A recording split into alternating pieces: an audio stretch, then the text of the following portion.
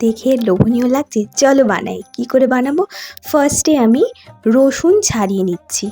ঠিক আছে, ফার্স্ট স্টেপে দেখো এতগুলো রসুন, 10-15টা রসুন নিয়ে নেবে। ঠিক আছে, রসুনটা হয়ে গেল ছাড়ানো। এরপর আমার নেক্সট যে ইনগ্রিডিয়েন্ট আছে ওটা হলো গিয়ে কি বলো তো, গেস করো। হ্যাঁ, আদা। ঠিক আছে, এইরকম এক টুকরোর মতো আদা নেবে, ওটাকে গ্রেট করবে। ঠিক আছে, তোমাদের কাছে যেই গ্রেডারই থাকুক না কেন সেটা দিয়ে তোমরা গ্রেট করবে। এইবার হাতে 5-6টা লঙ্কা নিয়ে নেবে, কাঁচা লঙ্কা, আর ওটাকে এরকম ব্যাকা করে কাটবে। ঠিক আছে, এইরকমভাবেই কাটলে জিনিসটা কিন্তু টেস্টটাও ভালো আসবে আর তারপর দেখতেও সুন্দর হবে। ঠিক আছে, অবশ্যই এইভাবে কাটবে, গোল গোল করে কাটবে না। ঠিক আছে, আমার মতো করে দেখবে, খুব ভালো লাগবে। হয়ে গেল। এরপর আমরা পনির নিয়ে নিলাম। পনির তোমরা যেইভাবে শেপে কাটতে পারো, আমরা এইভাবে কাটলাম। ঠিক আছে, মিডিয়াম সাইজের আছে, না খুব বড় না খুব ছোট। এরপর আমরা আন্দাজ অনুযায়ী একটু নুন দিয়ে দিলাম, তারপর দিয়ে দিলাম গোলমরিচের গুঁড়ো। আর এরপর তোমাদেরকে দেখিয়ে দিচ্ছি যে কোন গোলমরিচের ব্র্যান্ড আমরা ইউজ করছি। হ্যাঁ, দেখো কোন গোলমরিচের ব্র্যান্ড, ওরিকা। ঠিক আছে, এটা ইউজ করতে পারো, আর নাহলে অন্য গোলমরিচও ইউজ করতে পারো, কিন্তু ফ্লেক্স হতে হবে। ঠিক আছে, গুঁড়ো হলে হবে না। এরপর আমরা সয়া সস দিয়ে দিলাম একটু। ঠিক আছে, এরপর আমরা একটু লঙ্কার গুঁড়ো দিয়ে দিলাম, আর এই রকমভাবে কিন্তু নাড়িয়ে ওটাকে মিক্স করতে হবে। আর 2 চামচের মতো আমরা কর্নফ্লাওয়ার দিয়ে দিলাম। এটাকে আবার হাত দিয়ে আলতো হাতে মিক্স করবে, আর এরকমভাবে মানে বাটিটাকে না একটু নাড়িয়ে করবে। ঠিক আছে, যাতে জিনিসগুলো ভেঙে না যায়। আর তোমরা আমাকে একটা কথা বলো যে তোমরা কোথা থেকে দেখছো। আচ্ছা, ওটা হয়ে গেল, আর একটু রেস্ট দিয়ে দিলাম। রেস্ট দেওয়ার পরে একটা কড়াতে আমরা তেল নিয়ে নিলাম। একটু বেশি করেই তেল নেবে, মোটামুটি 3-4 চামচের মতো তেল নেবে, কারণ কি পনির ভাজতে গেলে না নাহলে লেগে যায়। ঠিক আছে, পনিরগুলো হয়ে গেল মোটামুটি ম্যারিনেশন। এবার একে একে আমরা পনিরগুলোকে এরমভাবে দিয়ে দেবো। ঠিক আছে, দেখতে হবে যে লেগে যাচ্ছে কিনা, কারণ আমরা কড়াতে করছি তো। তোমরা ননস্টিক প্যানে যদি করো তাহলে জিনিসটা ইজি হবে। আমাদের কড়াতে করে অভ্যস্ত, তো আমরা কড়াতেই আমরা মানে কমফোর্টেবল। তো একে একে যেই কোট করা যেই পনিরগুলো আছে না, সেইগুলো আমরা এরমভাবে ভেজে নিচ্ছি। ঠিক আছে, একটু লালচে করে ভাজবে, তাহলে কি হবে না, খেতেও ভালো লাগবে।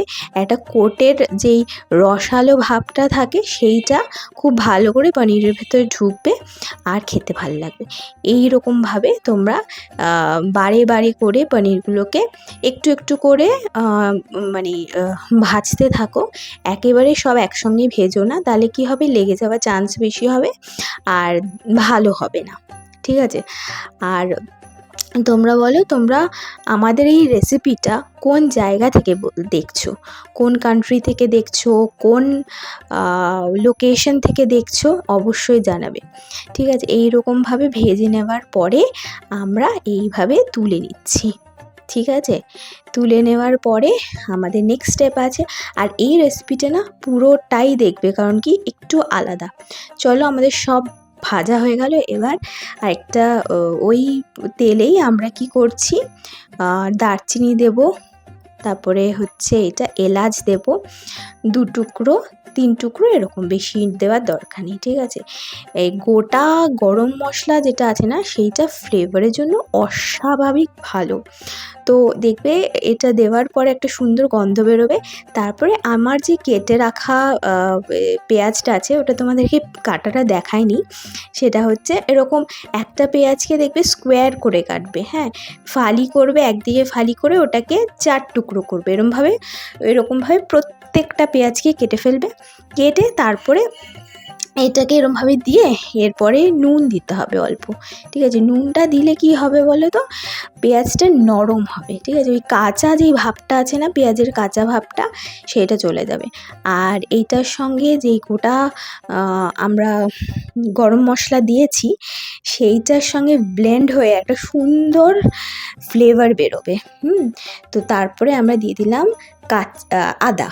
ঠিক আছে, আদা দিয়ে দেওয়ার পরে এটাকে আবার আমাদেরকে নাড়তে হবে। আর তার সঙ্গে আমরা রসুনও দিয়ে দিয়েছি। যতগুলো রসুন কেটেছিলাম ওটাকে কুচি কুচি করে ছোট্ট ছোট্ট করে কেটেছি। ঠিক আছে, মশলাতে মিক্সির মশলা বা শিলে কোনো কিছু করার দরকার নেই, খুব ইজি ব্যাপারটা। আমরা গ্রেট করে নিয়েছি, কেটে নিয়েছি। এবার যেই লঙ্কাগুলো আমরা দেখিয়েছি না এরকম মানে ব্যাকা ব্যাকা করে কেটেছি, সেইটাই দিয়ে দিলাম। এবার ভালো করে নাড়ো। ঠিক আছে, যতক্ষণ না জিনিসটা একটু নরম হচ্ছে, হ্যাঁ, ওটা হয়ে গেল। তারপর আমরা না টমেটো পিউরি দিলাম। টমেটো এটা কিন্তু আমাদের ন্যাচারাল টমেটো, যেটা আমরা মিক্সিতে পিউরি করে নিয়েছিলাম। ওটা দিলাম, কারণ ন্যাচারাল টমেটোর যেই স্বাদটা থাকে না সেটা আর্টিফিশিয়ালে থাকে। তারপরে একটু কালারের জন্য আমরা কাশ্মীরি লঙ্কার গুঁড়ো দিয়ে দিলাম। এইবার ভালো করে আবার মিক্স করতে থাকো, দেখবে সুন্দর একটা কালার চেঞ্জ হয়ে আসছে। হ্যাঁ, দেখো কতগুলো পেঁয়াজ ছিল, পেঁয়াজটা কতটা কমে গেল। ঠিক আছে, সেদ্ধ হয়ে গেছে। এইবার আমরা ওই যে ভাজা পনিরগুলো ছিল, পনিরগুলো দিয়ে দিলাম। ঠিক আছে, এখানেই কিন্তু শেষ না, অবশ্যই দেখো শেষ অবধি, কারণ কি আমাদের কিন্তু সিক্রেট ইনগ্রেডিয়েন্ট আছে, যেটার ফলে কি হবে, খাবারের টেস্টটাকে এনহ্যান্স করবে, অথচ তোমাদেরকে কিন্তু একটুও ফিল হবে না যে এটা রিচ কোনো কিছু হয়েছে, আই করছে। যেরকম রেস্টুরেন্টে রান্নাতে কি হয় না, আমাদের মানে খাওয়ার পরে না মনে হয় যে পেট মানে ফুল হয়ে এসছে, আই করছে। আচ্ছা, এইবার দেখো এই ইনগ্রেডিয়েন্টটা দেখো, এটা হচ্ছে সসের মিক্সচার। 3 চামচ সয়া সস, 3 চামচ টমেটো সস, আর 1 চামচ না সরি ভুল বলেছি, 3 চামচ টমেটো সস আর চিলি সস, আর 1 চামচ হচ্ছে সয়া সস। ওটা মিক্স করে আমরা এখানে দিয়ে দিলাম। ঠিক আছে, এইটাতে আরও টেস্টটা এনহ্যান্স হবে, কিন্তু একটুও রিচ ফিল হবে না। এইটা আমার গ্যারেন্টিটা করে তুমি দেখো। ঠিক আছে, এটা দেবে, দিয়ে নাড়াতে চাড়াতে থাকবে। আরও কিন্তু আছে বন্ধুরা, তোমরা কিন্তু এইখানেই ভিডিওটাকে স্টপ করলে হবে না, ভালো করে পুরোটা দেখো, না হলে কিন্তু তোমরা একটা সুন্দর যেই রেসিপি আছে রেসিপিটা মিস করে যাবে। আচ্ছা, এই ফাঁকে আমরা একটু টেস্ট করে নিলাম, দেখলাম যে আমাদের নুনটা ঠিক আছে কিনা। নুনটা তোমাদের স্বাদ অনুযায়ী, আমাদের মনে হয়েছে একটু কম হয়েছে, তাই আমরা একটু সামান্য নুন দিয়ে দিলাম, কারণ অলরেডি দেখো সয়া সসটা রয়েছে। ঠিক আছে, তো খুব বেশি নুন দেওয়ার দরকার নেই, কিন্তু সয়া সসে অলরেডি নুন থাকে। ঠিক আছে, তো দেখো অলরেডি কালারটা খুব সুন্দর এসছে। এইবার আমরা চিনি দিয়ে দিলাম ব্যালেন্স করার জন্য। চিনিতে মিষ্টি হয় না, কিন্তু খুব সুন্দর একটা ব্যালেন্স হয়। রেস্টুরেন্টে গেলে কি হয়, তুমি যখন চিলি পনির খাচ্ছ প্রচণ্ড মিষ্টি হয়, নামটা চিলি পনির, কিন্তু মিষ্টি যা হয়। যাই হোক, এইবার হয়ে গেল আমাদের শেষ রান্না। এইবার আমরা নামিয়ে ফেললাম। ঠিক আছে, এটা সুন্দর করে একটা পাত্রে তোমরা নামিয়ে ফেলবে। আর নামিয়ে ফেলার পরে এইবার তোমরা ডিসাইড করো কী দিয়ে খাবে। আমরা তো ভাবছি পরোটা দিয়ে খাবো। এবার তোমরা ফ্রাইড রাইস দিয়েও খেতে পারো, যে কোনো কিছু দিয়ে খেতে পারো।